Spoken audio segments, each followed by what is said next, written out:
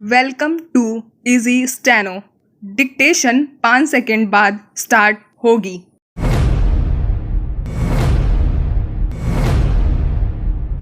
देश के पहले रक्षा प्रमुख यानी सीडीएस जनरल बिपिन रावत के एक हेलीकॉप्टर हादसे में असमय निधन के बाद इस पद पर नई नियुक्ति में करीब 10 महीने लग गए। इससे इस पद की अहमियत, जिम्मेदारी और संवेदनशीलता का भी अंदाजा लगाया जा सकता है।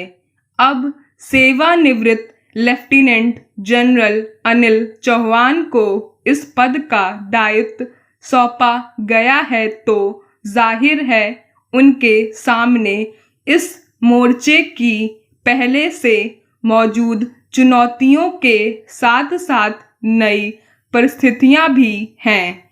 यूं सैन्य मोर्चे पर अब तक का उनका जो अनुभव और प्रदर्शन रहा है, उसे देखते हुए यह कहा जा सकता है कि सरकार ने काफी सोच समझकर उन्हें यह जिम्मेदारी सौंपी है।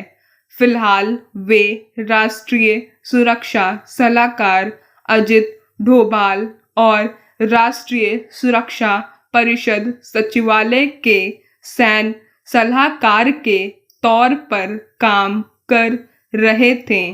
अब सीडीएस की नई जिम्मेदारी के साथ वे रक्षा मंत्रालय में सैन्य मामलों के विभाग के सचिव का भी काम देखेंगे और इस पद से जुड़ी कुछ अन्य जरूरी भूमिकाएं भी निभाएंगे।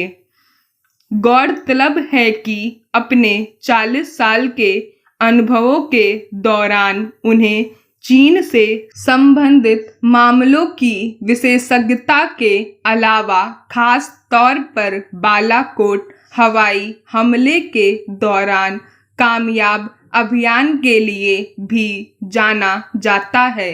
इसके अलावा उन्होंने जम्मू कश्मीर और पूर्वोत्तर भारत में उग्रवादी और अलगाववादी आंदोलनों के खिलाफ सैन्य अभियानों का भी नेतृत्व किया।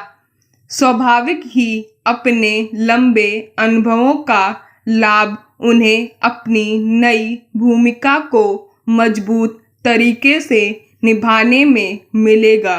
मौजूदा विश्व जिस दिशा में बढ़ रहा है, इसमें अनायास ही अलग अलग तरह के तनाव और टकराव सामने आ खड़े हो रहे हैं। इसके मद्देनजर सैन्य मोर्चे पर पूरी मजबूती भारत के लिए भी सर्वोच्च प्राथमिकता का मामला बन गया है। यूं हमारे देश के पास पहले से ही सेना के तीनों अंगों का एक व्यापक मोर्चा है और वह हर स्तर पर अभेद ताकत रखता है। लेकिन युद्ध के मोर्चों पर खड़ी हो रही नित नई परिस्थितियों में नए सीडीएस के रूप में अनिल चौहान के सामने सबसे जरूरी काम थल सेना, जल सेना और वायु सेना के बीच सामंजस्य स्थापित करते हुए भारत की सैन्य क्षमता को कई गुना बढ़ाने का होगा, ताकि एकीकृत नियंत्रण के जरिए संसाधनों का बेहतरीन इस्तेमाल हो सके। यह काम देश के पहले सीडीएस जनरल बिपिन रावत ने शुरू किया था, मगर अचानक हुए हादसे में उनके निधन के बाद यह बाकी रह गया था। सही है कि नए सीडीएस के सामने एक मुश्किल सीमित बजट में सेना का आधुनिकीकरण करने की होगी, मगर उम्मीद है कि इसका हल वे अपने अनुभव और प्रबंध कौशल के दम पर आसानी से निकाल लेंगे।